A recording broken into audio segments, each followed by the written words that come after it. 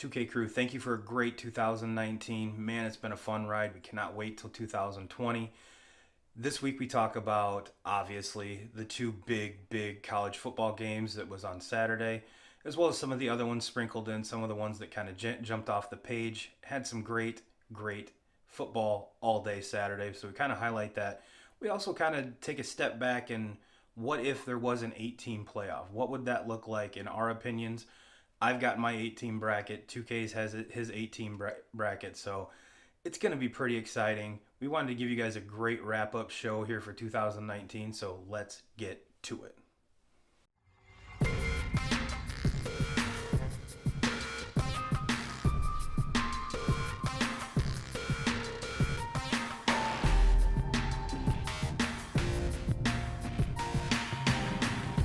Happy holidays, 2K Crew. It is, of course, Turbo and 2Ks coming to you for the last time in 2019. 2Ks, what a 2019 it's been, bro. We've had some ups, some downs, some good picks, some horrible picks, lots of jinxes. Lots of jinxes. Lots of jinxes. So, all you pro athletes and teams that are a big part of the show, it's one of those you don't want to be recognized by Turbo and 2Ks because your season's going to go to shit.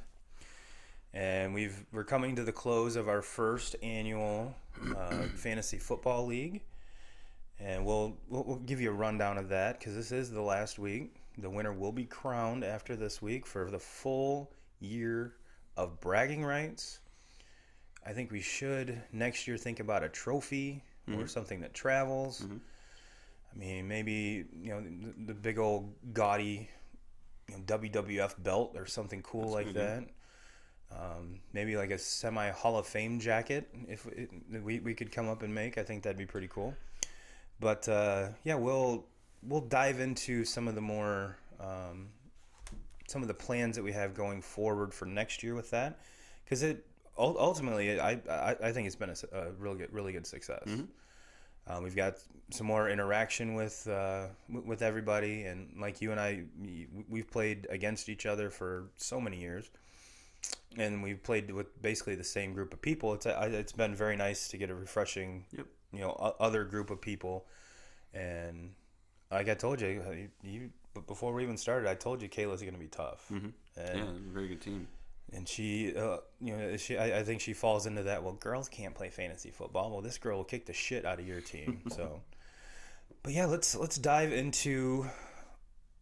Since we're coming to you for the last time in 2019. We do want to say thank you, of course. And for the YouTube land, how we doing up there? We looking good? Cool? All right. Hit that subscribe button. Drop us a comment.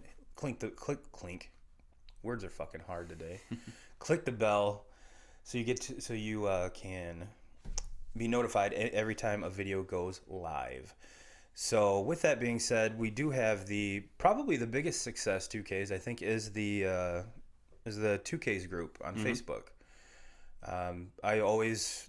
It never fails. There's always something really intriguing on there, something really stupid, and something really funny. If you scroll there, you're going to find something that entertains you, and you're going to get a lot of Chicago banter, propaganda from Mr. Franklin Plummer. So if you can weed those out and just kind of scroll by or interject with your non-Chicago bias, feel free. But I wanted to take a step back and kind of give everyone a more in-depth view of the group. And now these details were taken into account December 27th, and it is December 29th now. So these do increase. Excuse me. But we've had, and this is just since February. This isn't the whole year. We've had 672 posts. 1,466 comments on those posts, and 4,381 reactions. And the reactions are the likes, the smiley faces, the angry faces, shit like that. And that's all been by 214 members of the group. So 2K Crew, we love you. We do get a lot of the ideas for the show from this group. So if you're not a member of the group, facebook.com/groups/2K Crew. So that's how you find that. And one thing we're going to start doing is recognizing some of our top posters of the month. And for December, the top poster was Miss Darcy Plummer. She had 30 posts and 24 comments. Cody Brazeman comes in second at 21 posts and 15 comments. And our lovable Christian Hudson is posted 4 posts, but manned up on the comments with 25 comments on the post. So thank you guys and gals. Keep up the interaction with that. It's very fun. I enjoy it. I share it. Now, I probably share the most in the group. Mm-hmm. But since you and I are admins of the group, our analytics don't get thrown into there. So at least for the top posts, the all-time posts, yeah. Mm-hmm. But as far as the top posters, we're not included in that. So with all that out of the way, man, we had some fucking football yesterday, dude. Mm-hmm. I mean, it started out, granted, Notre Dame was a noon kick. Mm. Thought they looked very, very good. Yeah. I was anxious to see how Tommy Rees went from just the quarterback's coach to, I guess you could call him the interim offensive coordinator, but he was a play caller. I thought he started off really rocky. Yep. And I was thinking to myself, where is he doing the whole, script the first 15 plays and then kind of figured out where he was going? But you know what? He's never done this. Mm-hmm. And for him to start out a little rocky, it's not like the play calling was horrible. It's just some of the execution wasn't quite there. Call it rust, if you will, maybe. Mm-hmm. But overall, I thought they looked really good. And what I had been talking about kind of behind the scenes is I was with a couple buddies is, will Tommy Rees come back? Or not Tommy Rees, but Ian Book come back. And because he can do a 5th year. Mm-hmm. And to be honest with you, I wouldn't be mad if he did. He looked really good. He's been consistent. I mean, the Michigan game probably was, I mean, let's be honest, it's the worst Notre Dame's looked all season. Mm-hmm. And, you can attribute that to just Michigan outplaying them, the weather. However, I think that day, if it was sunny and 80, I don't think the score would have been any different. Yeah. So starting out with that, I mean, that was a good warm-up. It's a good warm-up. Then 4 o'clock hits. And I'm pretty sure by 4:30 that game was over. Yeah. That game was over before it even started. I mean, you can't argue the 4 teams in the playoff. I think they got it right. Oklahoma deserved to be there, but LSU is they're just good. They're fucking joysticking everything, hitting the B button. I mean, I left here and went up to drop anchor about 7 o'clock. And it was just past halftime, maybe a little into the third quarter. And everyone's like, "Oh, Turbo, you watching this game?" I'm like, "Kinda." I mean, the only reason I'm paying attention is to see if Burrow's going to throw 10 touchdown passes because the motherfucker threw 7 of them in the first half. Yep. And it's not one of those games where you say if you like scoring, you're going to love this game because there's only scoring on one side. Yeah. Now, I'm pretty sure if you go back to last week, both of us picked LSU. Mm-hmm. I think the vast majority of folks picked LSU. I thought it'd be maybe a 10-point game, 2-score game, 14 points, not 1,400. And the scariest thing about it is he has 7 touchdowns at halftime. There's no reason why he couldn't have had 9-10 touchdowns. Easy. I mean, they definitely called the dogs off and took it easy on him. Well, they have to look forward to the next game. You don't want Burrow out there getting hurt and can't play in the national title game. Because, they had that game well in hand middle of the second quarter. Mm-hmm. He came back out after halftime and did have a rushing touchdown to give him 8 total touchdowns for the day. He was just below 500 passing yards. I want to say at one point he had just as many incompletions as touchdown passes. Mm-hmm. Which is fucking crazy. Now, I think that we kind of, well, not we, like you and I had a big fucking hand in this, but I think that the whole, Oklahoma's defense is ranked higher than LSU's. I think a lot of that goes to the competition that you're playing, and getting back to what you said, the number 4 team, I don't think you could have put any team in there. Mm. I might not have been as lopsided, but I think any team loses that game. I think any team loses that. But yeah, there was a lot of folks saying, well, is it, the whole Heisman and all the award shows, all of that, is that going to take away from their focus? Obviously not. No. Obviously not. And Coach Ogeron, man, he's building something there that's going to be special for a long time. Mm-hmm. And to kind of do it right in Saban's backyard, I think it's fucking awesome. I think it's awesome. But yeah, that game, like I said, we both picked LSU. I don't think either one of us saw that barrage and just craziness. Yeah, not quite that bad. I mean, I figured that LSU would kind of have their way with them a little bit, but not to that level where you got 7 touchdown passes in the first half. Yeah, I'm pretty sure if you asked Joe Burrow, before the game, he's like, all right, well, what's a stat line that you would be okay with and win? He'd probably say 320 yards, three passing touchdowns. Mm-hmm. Well, he did that in like the first quarter. Mm-hmm.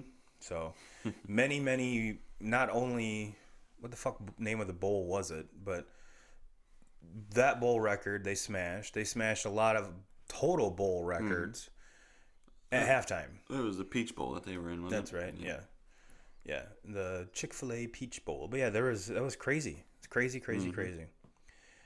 Now, before we get into kind of the shocker of the night, how about Penn State? Yeah. That is, I mean, they played Memphis. I'm not sure what the name of that bowl was. I can't remember. KFC Crispy Chicken Bowl. No, and Memphis is no slouch. I mean, they've been. I mean, granted, Memphis did lose their head coach. Yes. Not that he died. He just took another job. So there's an interim head coach, but still, you would think that the same routine, the same everything would still be there at least for this game. Moving forward, who knows? But yeah, that's a great program that they built up, and they were ranked 12th, I think, and rightfully so. Rightfully so. But wow, speaking of coaching jobs, Coach Franklin's got it going on. Yes, I mean everybody's already known how good of a recruiter he is. I mean, when he took the job at Penn State, that's what everybody raved about, is how great of a recruiter he's going to be.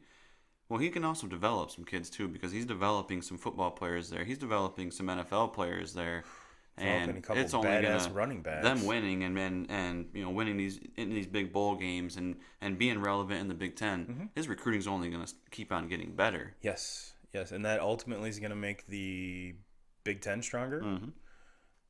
More, which historically Penn State's always been one of those top notch. I mean, granted, I don't think we need to go down that road and explain why they haven't been, but to come back from that as quickly, to get back to the prowess that is Penn State, is unbelievable. Unbelievable. And to do it, like I said, the speed at which it happened, and now you're seeing the execution and the hard work in recruiting to where, damn, they looked fucking amazing. Now, that was a game, if you like scoring, they were scoring on both sides. Hell, I think ended up being like 49-32 or something close to that. And it was very close for 3 quarters. It wasn't until the fourth quarter when Penn State kind of started to pull away. Well, it was even, I think it was like 6 or 7 minutes to go. It was a 14-point lead. So it's not like they not kind of glove on the other hand of the LSU game where, fuck, you could stop watching, 6 minutes into the first quarter. Yeah, there was, Memphis was in that game whole game, even though there was a shit ton of points. But man, I was very, very impressed. And probably the best part of that game was when they dumped the Gatorade on him. Coach Franklin form tackled whoever dumped the Gatorade on him and took him to the ground. I've never seen that before. And ultimately, I was like, you know what? I'm a fan. I'm a fan. If you're going to go out and do that, I'm cool with that. I'm cool with that. But yeah, that's we kind of got into this discussion with someone last night, the Big Ten versus the SEC. And with coaches like Franklin and obviously Harbaugh, Michigan State's kind of in a flux right now, but top to bottom, PJ Fleck. Yeah. I mean, there is a lot, besides Rutgers, a lot. I mean, you've got Indiana on the rise. You've got Maryland on the rise. This is, if everything trends the way it's going, this Big Ten is going to be not hands down the deepest but the best conference in like the next five years, maybe, maybe even sooner than that. Yeah. So good things are coming if you're a Big Ten fan. Rutgers, step your shit up. But yeah, so that's. Anything else you want to add to those two games that we missed there, 2Ks? No, I mean that's pretty much it. And yeah, the two fucking running backs for Penn State. Wow. Yeah. You see the first touchdown that they scored. I can't remember what the heck's the running back's name there. The first touchdown that he scored though, it reminded me of like the beast mode run that he had a few years back against the Saints. I mean, just stiff arming guys to the ground, running over top of them. I mean, it was like. Damn, what a badass. I'm glad you brought up beast mode. I didn't know if I really wanted to talk about this or not. For those of you who might live under a rock, the Seattle Seahawks have 0 running backs. So they re-signed Turbin and Marshawn Lynch, neither of which have played in over a year. Mm-hmm. And a lot of people say, well, Marshawn Lynch took a year off and then went to the Raiders and all this other stupid shit. And so many of the commentators were like, oh, he's going to bust out for 125 yards. Blah. Motherfucker, stop. Raining Skittles in the end zone. Yeah. Yeah, no. Well, I mean, I don't make much out of it. If they get into the playoffs and if he does show up and, to be in shape, which I don't think he'll be in shape. No. Not in football shape. I mean, you can work out and lift weights, but until you get out on the field and start taking hits and I don't think he'll be in shape like that. Let's be honest. Russell Wilson's going to be the leading rusher today. Yeah, and if people think that he's going to make a big factor today, don't forget they're playing against San Francisco.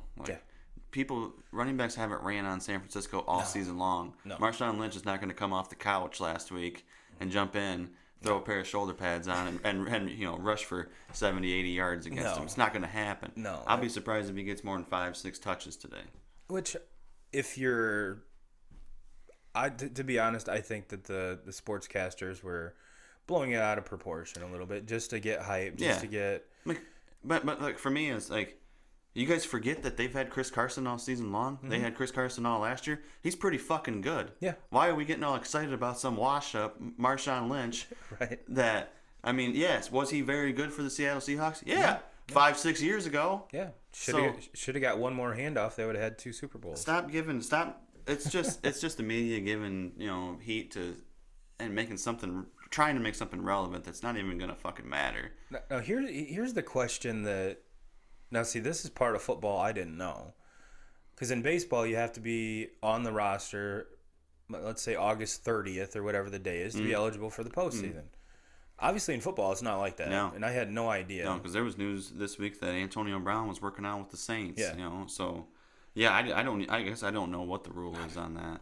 If any of you guys know the rule, go ahead and drop it in the comments, because this is beyond me. But when I heard that, I'm like, what? Now, I can understand claiming someone off waivers. I get that. Yeah. But to sign someone off the street, I mean... I don't think it's right. Well, and I agree with you. It does seem weird. It's not right, but what are the chances that one of those signees is going to make a huge difference? No, Saints getting Antonio Brown, if you can keep him from being a fucking dumbass for a month of the playoffs, that could make a huge difference because he's that caliber player. There's no doubt in my mind that Antonio Brown can't run routes and score touchdowns. Now, there is some doubt in my mind that Marshawn Lynch is going to do anything. Yeah, Brown's been... it's been just this season. He's less removed from, AB across from Mr. Thomas over there. Oh my God! And Breeze throwing it, and then you have Sean Payton calling the plays. I mean, it doesn't. If they were to sign Antonio Brown, they would become my favorite to win it all. And that's over what Lamar Jackson and the Ravens are doing. So it's that. I don't think they're gonna do it just because. There's too much risk there. I mean, you have everything seems to be gelling. Everybody's getting along. It's a good locker room environment. And then you're going to try to take a risk on throwing Antonio Brown, who's proven that. I think that was more, again, for publicity. Because they not only... Because when I saw that, I'm like, what the fuck? This is stupid. So I looked into it, and he was one of 6 receivers they worked on. It was just, he was the biggest name, obviously. Yeah. I don't even.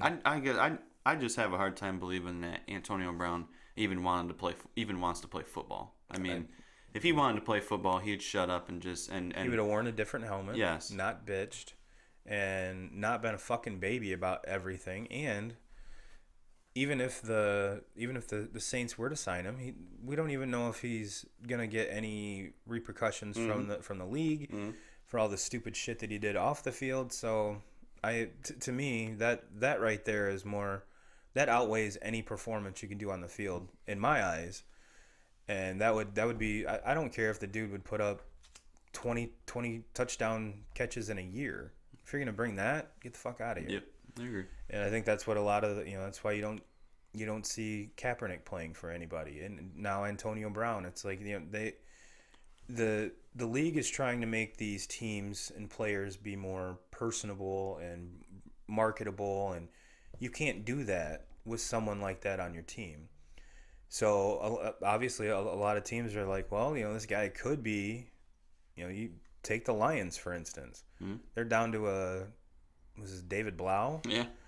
An undrafted free agent rookie, their third stringer, which he's had some good games. He's had some clunkers, but you know what? That's what you get with, especially a rookie, of any rookie, let alone an undrafted free agent rookie. Kaepernick, I think, could be better than him, but do you want to take on that circus, that media, his spoiled bratness? Obviously, that the lack of interest even after the workout from any team kind of answers that question. Yeah.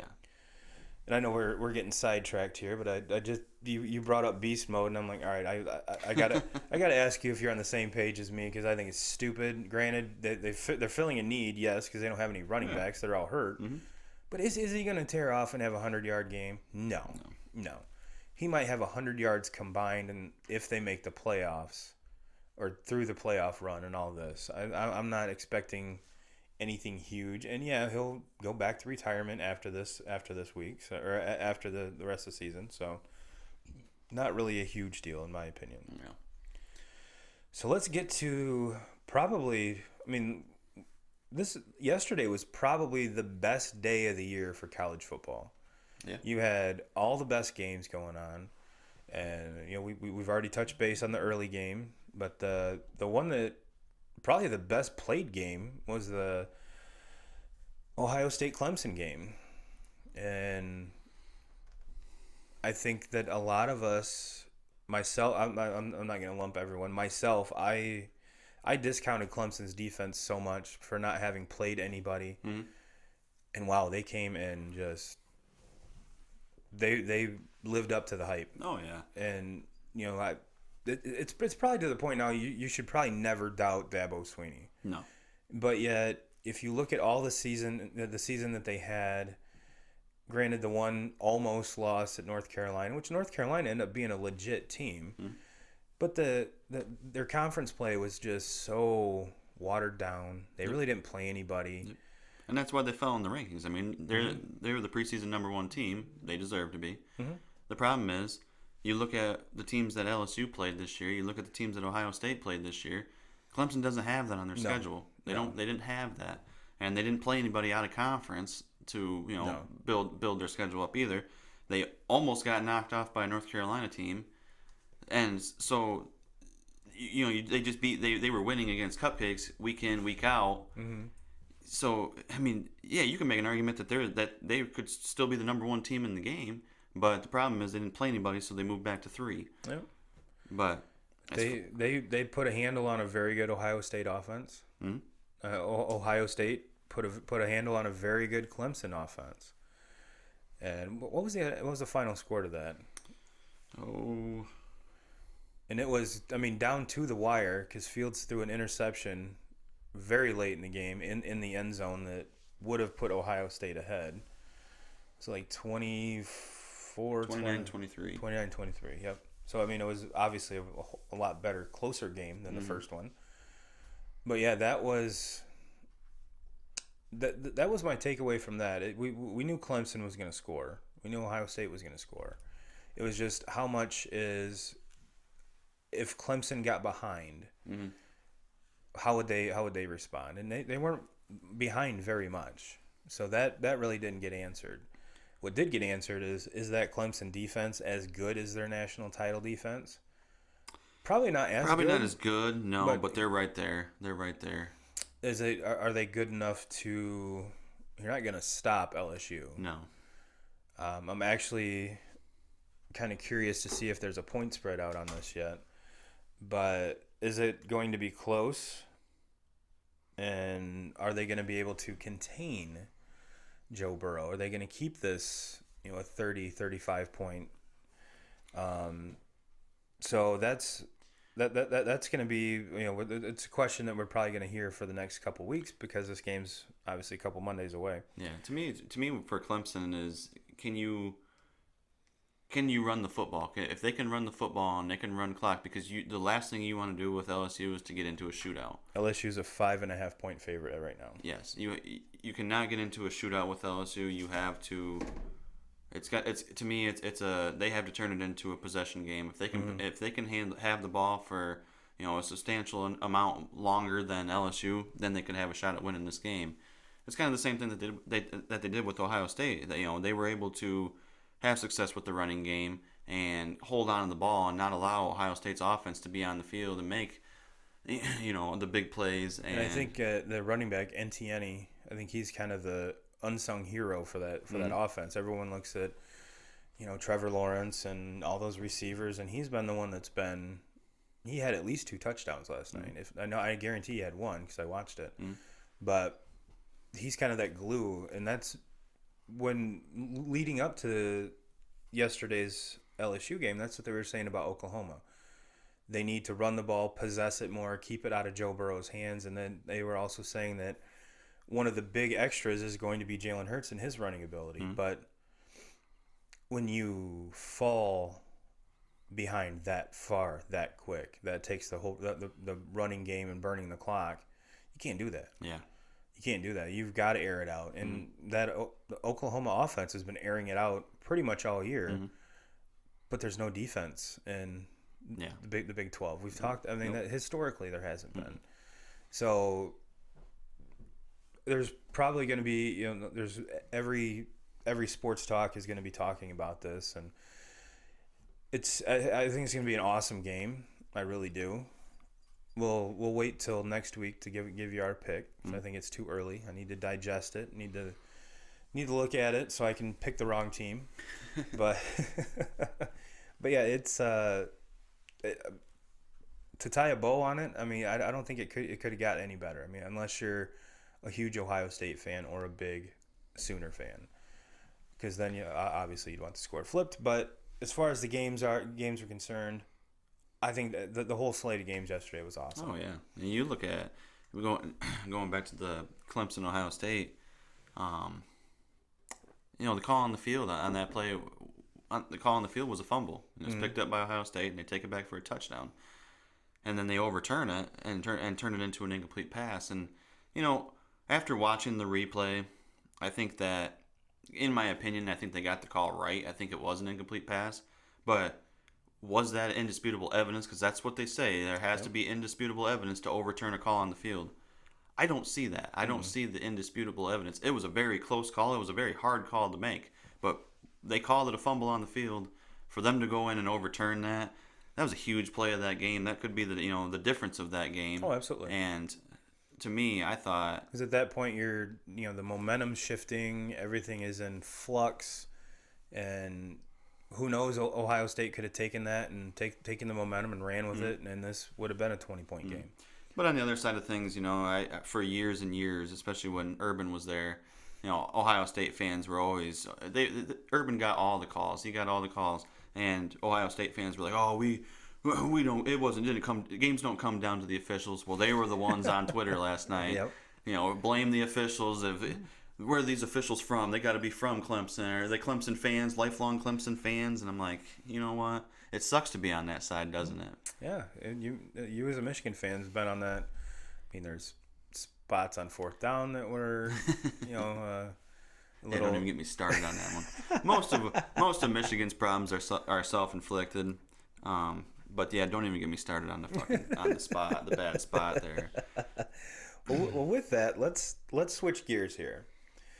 Since we're down to the final game now of the college football playoff, we wanted to look at, because this has been the talk, and I have a very good feeling in the next few years it will expand to 8 teams instead of just 4. However, this year I don't think you can argue who the 4 were. No, for the first time. Yeah, there was, and like you and I touched on, I don't think anyone would have touched LSU from that 4 spot, regardless of who was there. So what we did was we expanded this to 8. We expanded it to 8, and just to kind of see what it would look like. I picked my 8. 2K's picked his. We'll talk about some matchups. What we think would happen, and kind of see if anything would change, moving it from 8 to 4, or from 4 to 8. Sorry. So 2K's list off yours from 8 to 1, if you would please. From 8, number 8, I got Oregon. Pac-12, I'm not a huge fan of the conference. Oregon, there was some other teams I kind of wanted to slide in there, but I felt like I had to represent the Pac-12. Not that Oregon's a bad football team. I just don't. They just don't pop out to me. And, right. they're not eye-popping in any way. They have a very good quarterback. That's Herbert. If he would have left last year, it could have been a good chance that he might have been the top quarterback taken in that draft. Now, was it him that declared, or there was someone that declared yesterday early? It was either him or Eason. Eason from Washington. Yeah. But yeah, Oregon number 8. Number 7, I have Florida, and Florida was, I think, according to ESPN's rankings, they were 9. Mm-hmm. But as far as these teams up here and dealing with adversity, they arguably dealt with the most. And the 2 losses that they had on the season were one to LSU and the other one to Georgia. There's Georgia was right in there with that number 4 talk. Mm-hmm. I mean, they were number 5, I believe. Yep. And to lose your quarterback in week 2? Yep. And I can't remember who. Oh, it was Florida-Miami. Was that first game? Yeah, the week 0 that they were atrocious. And Florida just tried. I mean, they were trying to lose that game. Yeah. And very hard. That poor quarterback from Miami just got the shit kicked out of him. But if that kid would have stayed healthy, I don't think we're even putting him in the top 10, let alone the top 25. No, it wasn't until after he got hurt and they moved to the next kid that they started to take off. And very good defense. Their defense has been, at least like the last 3 or 4 years, is what held them and carried them. Mm-hmm. So that's your 7 pick, or was that 6? Number 7. Number 6, I have another SEC school. I have Georgia. I mean, they were 5. They were kind of that. They were probably being big time Baylor fans in the Big 12 championship game. Because I think if Baylor would have beat Oklahoma, I think Georgia would have been the number 4 team. I have them at number 6 though. You lose to that loss to South Carolina. That's one that you just can't forget about. Right. I question a little bit. Watching them in the Notre Dame game, I questioned how good Notre Dame really was. Mm-hmm. Sometimes you watch Notre Dame and they looked really, really good. Other times you watched them and Michigan game, prime example. I don't think Michigan was very good, and Michigan just had their way with them. Yeah. So I have Georgia at number 6. They did have some good wins also. Number 5, I think this one will shock a lot of people. I have Penn State number 5. And what they did with Memphis yesterday, to me, I mean, it just made them look even better. They have 2 losses on the season. They lost to Ohio State at Ohio State in a 1-possession game, and they lost to Minnesota in a 1-possession game at Minnesota. I think you're going to see them at top 10 preseason. I think so too. I mean, we've already discussed how awesome we think that is, but yeah, they're definitely a top 10 team, at least preseason, and we'll probably end up in the top 10 again next year. Yeah, and or higher. And Penn State didn't get a lot of love, especially the Big Ten and the regions. They need to go back and fix the team, the setup. Nothing against Wisconsin, but I think that Big Ten championship game should have been between Ohio State and Penn State, and a rematch there. Even though Wisconsin played them very, very yes, well. they did. My problem Yes, with they did. Wisconsin, because I was back and forth a little bit at number 8 with Oregon and Wisconsin, and I chose Oregon. My problem with Wisconsin is in the middle of the season getting beat by Illinois. And I understand that it was at Illinois, but Illinois is not a good football team. And Fighting for them to Lovie beat them, Smith. Well, it's Lovie's beard, bro. and then the week after Wisconsin loses to Illinois, they get shelled by Ohio State by about 30 points. There's a lot of teams that got shelled by Ohio State, Yeah, though. yeah. Well, yeah, but the loss to Illinois just ruined it. I mean, And it was one of those teams where which team are you getting week in and week Yes. out? The consistency was not there. because for the first 6-7 weeks of the season, they looked like they could be a legitimate Final Four team. yeah, I mean, yeah. but then they just kind of fell off, and then they started to play better football at the end there, and they did play Ohio State very well. But for me, it was just too little, too late. Yep.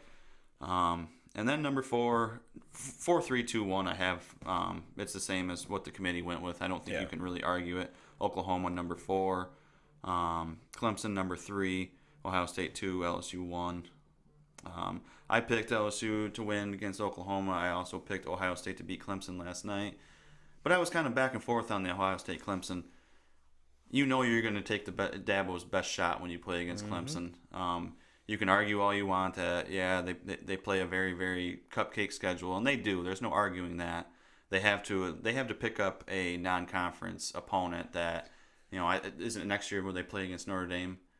Maybe it might be a year after. I'm So, not 100% sure. But yes, so that's, to me, them picking up a Notre Dame and putting them in their schedule, that they have you have to have a big win. I get it. Yeah, you can get to the playoff because if you go undefeated, you're gonna make the playoff, especially if your name's Clemson, right? And you have Dabo Swinney as your coach. You're gonna get in there. But I would like to see them play against somebody decent. Yeah. But Schedule a Big Ten team. But there's no question in my mind that they deserve to be in that Final Four, and it would not shock me. It would not shock me at all if they beat LSU. Yeah, no, I'm right there with you. No, I'm again. I have the same top 4. My 8, I put Baylor in. I went Oregon 7, Wisconsin 6, and Georgia 5. So there's not a whole lot of. Kind of almost went chalk is what to what the final standings were. The game out of all of these, because you have LSU on my bracket here, I've got LSU, Baylor, Ohio State, Oregon, Clemson, Wisconsin, and Oklahoma, Georgia. The Oklahoma, Georgia game intrigues me a lot. That would be out of all these first one, the first round games. That's the one that I would watch, and I think that would be the best game. I think LSU destroys Baylor. Oregon, I think, could hang a little bit with Ohio State, but I think they'd pull away. And depending on which Wisconsin team shows up, I mean, could they ground and pound with JT? And, he ended up having 175 yards and 3 touchdowns against a good Clemson defense. That could happen. Mm-hmm. But you look at, just like you touched on with Wisconsin, which team do they show up? If he only has 30 or 40 yards, 50 yards, they're not winning that game. Mm-hmm. And after what we saw last night with Clemson, even though J.K. Dobbins was a beast, he's been probably, we you and I have kind of touched on this a little bit in the past. I think he kind of took the torch from our boy, and he finished the season very strong. He ended up eclipsing 2,000 yards for the season. First time that's ever happened in Ohio State history for a back to go over 2,000 yards. And look at the backs that have come out of there. That's saying something. Yeah. That's saying something. But the Oklahoma-Georgia game, Georgia's got a great defense. I think Jake Fromm is still... He was one of the more... he was my dark horse Heisman pick. Yeah. Had one of the more, not stupendous, not bad, kind of underachieving maybe performances this year. But towards the end of the season, you could see him clicking with his receivers. And had he done that the whole year, you would be looking at not an undefeated Georgia, but they wouldn't have lost to South Carolina. Yeah. The game at Notre Dame wouldn't have been that close. And I think a lot of things could have changed for Georgia. And if Fromm plays that way throughout the whole year, I think they're getting in ahead of Oklahoma. And I think this 4-5 matchup, I think Georgia would beat Oklahoma. Yeah. Yeah, and I mean, looking at my list, probably the most intriguing game to me would be my 4-5, Oklahoma, Penn State. The problem with the Big Ten and the SEC is you're going to take your licks. I mean, Penn State, yeah, they take 2 losses to Minnesota and Ohio State. Those are very good football teams. Mm-hmm. You know, that's why you have LSU, and everybody has LSU and Ohio State up at the top because they play in the 2 best conferences in college football, and they ran the table. Yeah, they're the 2 best teams in the best conference. Those are your elite teams. But Penn State to me they're right behind there. And if that 4-5 matchup was to happen, I think Penn State beats Oklahoma, and I think Penn State maybe would have been a more legitimate game at number 4. I'm not saying Penn State beats LSU, no, but I think Penn State makes more of a game out of that LSU game than what Oklahoma had. Yeah, I mean, for one, Penn State's defense is way more legit, way more battle tested than Oklahoma. Mm-hmm. But yeah, but even expanding this to 8 teams, looking at kind of the brackets that we each put down, do the same 4 teams get in? You had in my opinion, I'd put Georgia with this structure. I'd put Georgia over Oklahoma in mine. But I think this year especially, you're still going to get the same 2 teams out of everything. Oh, I would agree with that. You're still going to get LSU. You're still going to get Clemson. And to me, it's a 3-team race. I mean, it's between LSU, Ohio State, and Clemson. Those were the 3 best teams in college football.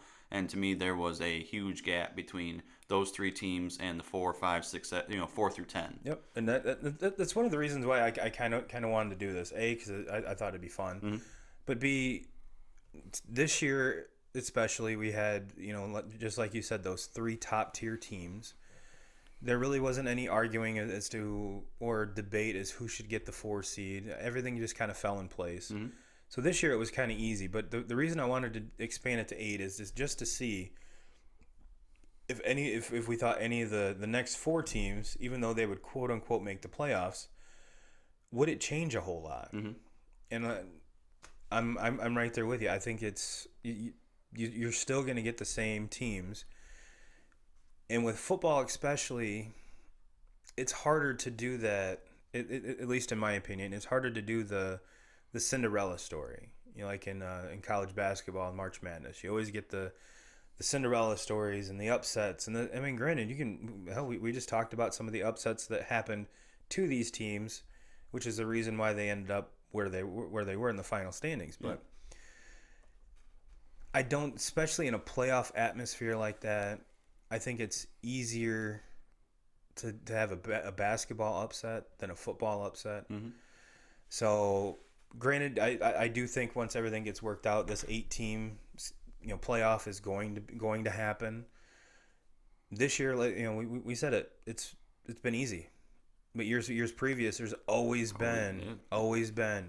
Oh, Alabama didn't win their conference title. Do they still get in? Well, a couple years ago they did. Yeah, and they won, and they won it all. Yeah. I mean that's the thing too is it's hard to argue the top 3 teams, especially in this. I mean, I think, like I said, I think there's 3 teams, and then there's a huge gap between all the rest of them. Well, in years past, there's been 5 teams, and with a team that's not getting in, you look at what was it? It was Baylor a few years back, and they didn't get in. Well, there was a lot of people that were saying that they could be the best team in college football, or offensively especially at the time. But and then you look at the RG3 Baylor. Yeah, and then or no, I think that was the quarterback right after him. Can't remember the name. But you look at everybody was arguing a few years back about Alabama getting in. Mm-hmm. They shouldn't have been the team that didn't get in. Well, they got in as the 4, and they went on to win the national championship. So I mean, hell, you can even look at last year when Notre Dame was a 3 seed. There were so many people saying, "Well, they don't deserve it. They don't have a conference title game." They went undefeated. Yep.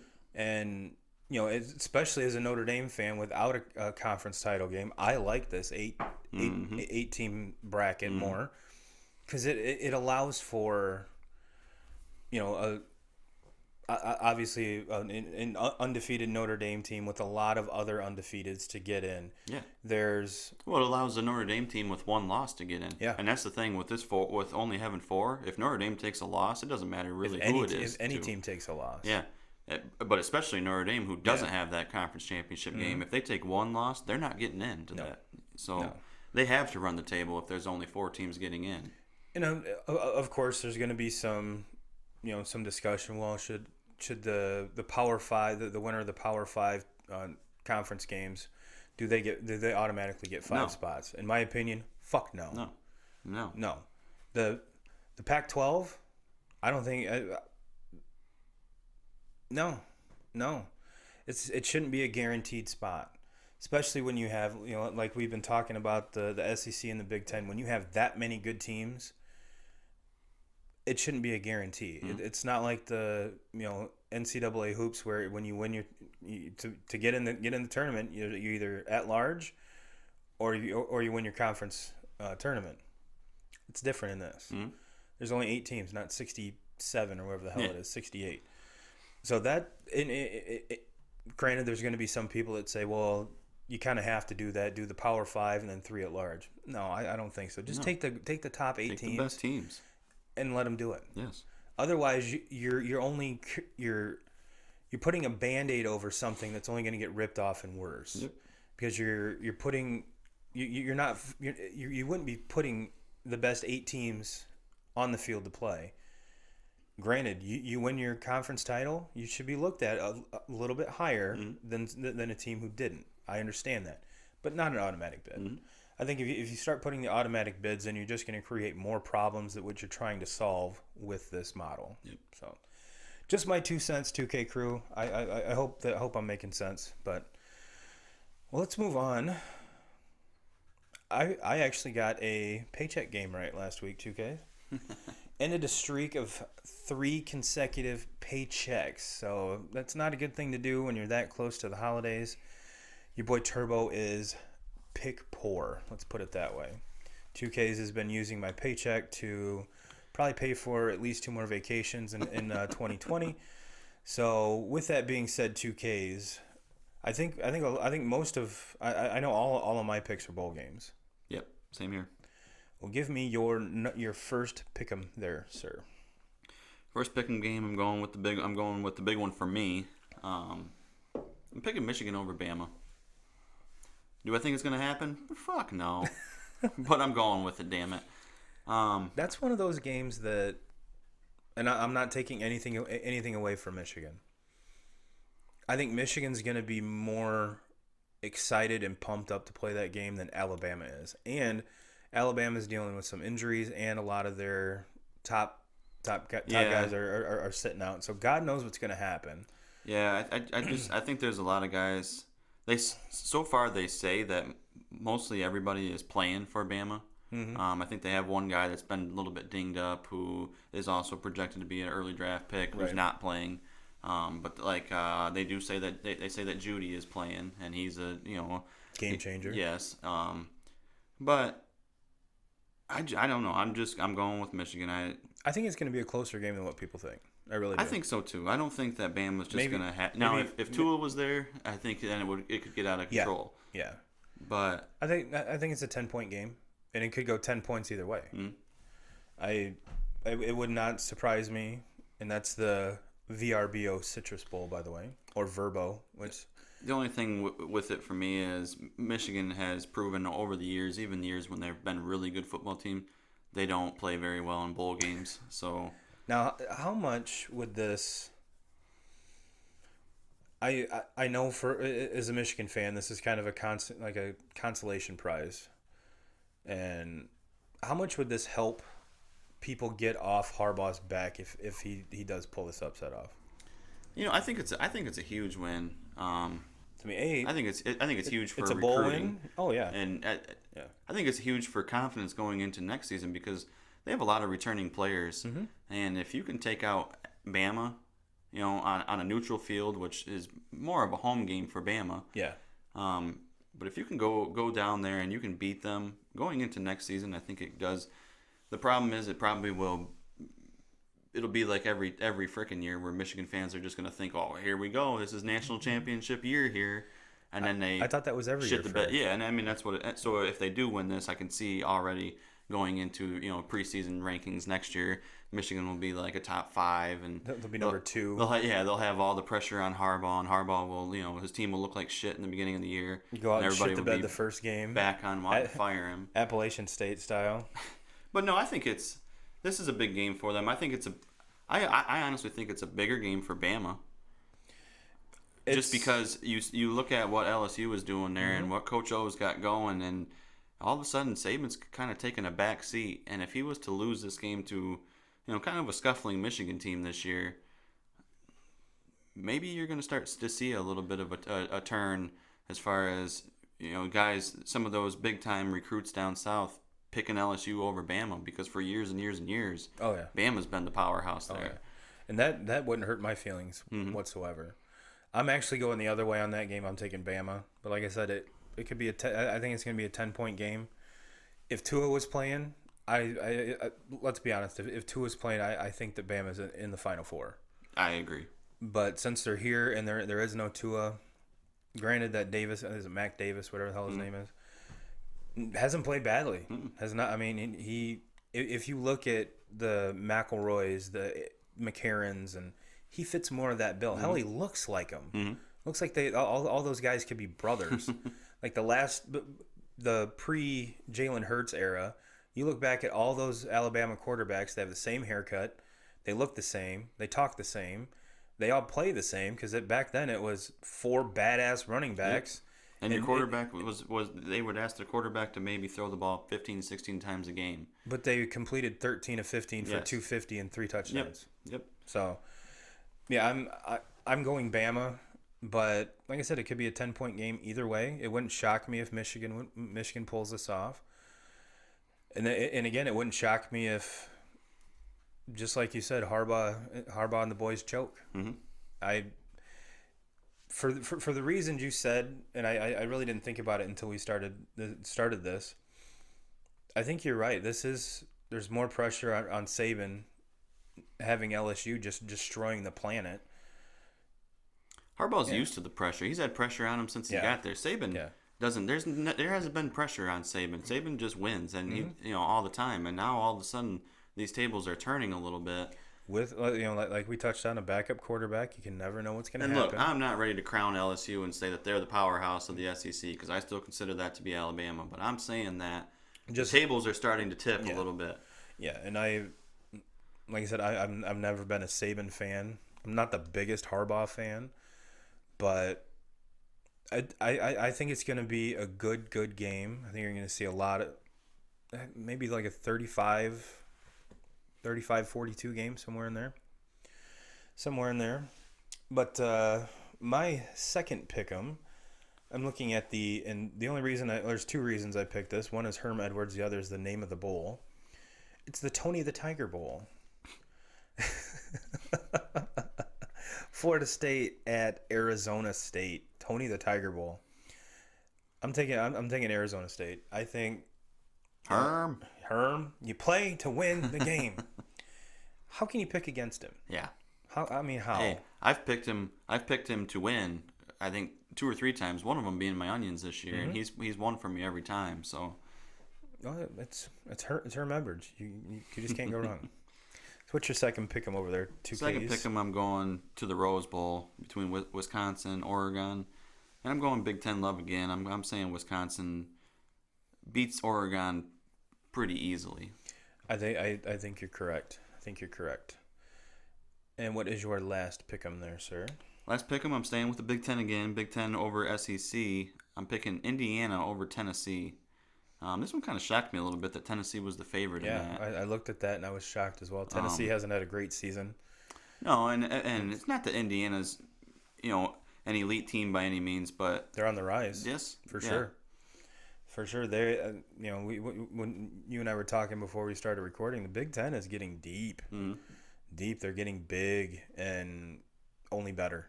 Only better. Well, I'm looking at the Capital One Orange Bowl. Florida at Virginia, and I'm loving some Gators on this one as well. Loving some Gators. I mean, Virginia's had a nice season. They came along very nice at the end, but I think Florida's too much. That defense, too much. Yeah. Too much. So what is your paycheck game, 2Ks? Paycheck game, I'm sticking with the same one that you just said. Florida. I'm picking Florida over Virginia. Yeah, I mean, I had Florida in the top 8 in my rankings. So I don't think that game's even going to be close. I don't either. My paycheck game, I'm looking at Georgia at Baylor, the All-State Sugar Bowl. And I've already said that, I think very highly of Georgia, so I'm taking Georgia on that one. In my Onions game, the Serve Pro First Responders Bowl. Nice. Western Kentucky at Western Michigan. I'm taking my Broncos on this one. I am. I haven't watched a game yet this year with them, but if you're looking for NCAA hoops action, I believe it 8. You're going to listen to this on Tuesday, but on Sunday, Western's playing at Sparty. So, who is your Onions pick? 2Ks. Onions game, I'm going Big Ten again. I'm hoping that the Big Ten just kind of run the table through these bowl games. I honestly was rooting for Ohio State last night, which pains me to say that. Honestly, I can't believe I just said that out loud. And it's documented, folks. You saw it right here. But I'm picking Minnesota. I'm picking PJ Fleck. Rowing that boat to take out Auburn. That is an Onions pick. That's an Onions pick for sure. And again, we're looking at an Auburn team that's used to playing bigger bowls and things like that. Are they going to be ready to play? I think, Gus Malzahn is a very good coach. I'm sure he's going to have the boys ready, but it's not the bowl you wanted to play in. Yeah. And it kind of, but with Minnesota, they haven't played a big bowl like this in a long time. Yeah, and that's the thing with me is Minnesota has nothing to lose. You're going into this game with nothing to lose. If you lose in this game, everybody expects you to lose. Mm-hmm. And you have a coach that arguably is maybe the best motivator in college sports. Hell, I'll row the boat. And basically you've given him a month to motivate these kids for this game. I think this is the game that puts Minnesota on the map. I hope so. I mean, just I've always been a Fleck fan. We've talked about it all year. We've rowed that boat, and for him to again take a team that was not very good and make them relevant this quickly. Look what he did at Western. Mm-hmm. Took kids that went, by the time the year he left, the seniors went 0 for their first year, and went undefeated their senior year. Yep. So and on top of that, recruiting in a Big Ten environment where there's a lot of other big schools that are swooping up your guys because you're Minnesota. Hats off. Yep. Hats off to Coach Fleck. Now, one thing I did want to mention to you, is that I don't think we've talked about it, is I was looking through, obviously when the bowl games came out, wasn't stoked about Notre Dame's bowl. I can't remember the fucking bowl name. But Camping World Bowl or something like that. Awesome. And looking at it now, I was talking to a guy I work with. I was like, man, instead of who they're playing, I think Notre Dame Penn State would be a good game. After watching Penn State yesterday, nope. glad we dodged that one. Because those boys were on a fucking mission. Mm-hmm. Not to say that Notre Dame played very well, but that's a whole different ball game. I mean, after watching that, I'm glad that we didn't get put up against that, because that'd have been brutal. No, you go back and look at my top 8 here, and I get it. Oklahoma, everybody had them at number 4, mm-hmm. and it's hard to argue that they won the Big 12, but I can make an argument for 3 of these teams that I think are probably better football teams than Oklahoma, and that's Penn State, Georgia, and Florida. And I would almost go as far to go to Wisconsin also and say that they're a better football team than Oklahoma. Well, what's shocking right now is, speaking of better football teams, the Dolphins are beating the TB12 17-10. Mr. TB12 himself threw a pick 6, and that's where we're at with that one. We're actually watching the Chiefs-Chargers, and this could be the last game that Mr. Rivers is in a Chargers uniform. And it's kind of ironic that both him and Eli are both going to either if they continue playing, they're not going to be on the same teams, obviously.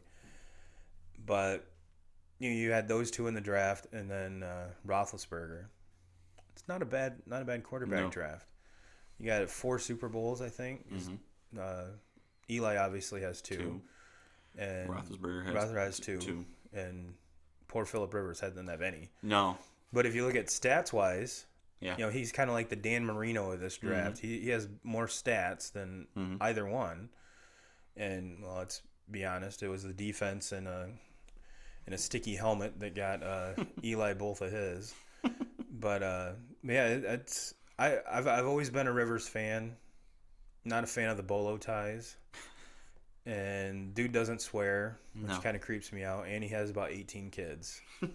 So I'm sure you're going to see him playing next year just so he can afford to have more kids. But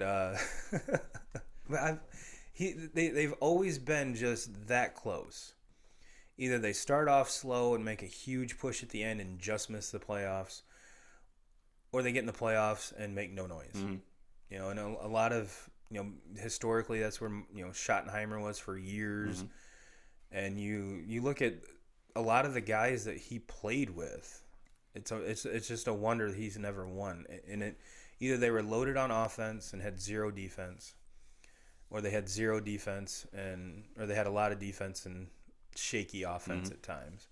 So if this is his last game as a Charger, I'm pretty sure there's 6 or 7 teams that'll be knocking on his door. Because dude's never missed a game, for one. 250 some games straight? Yeah, he's a gamer. He's a gamer.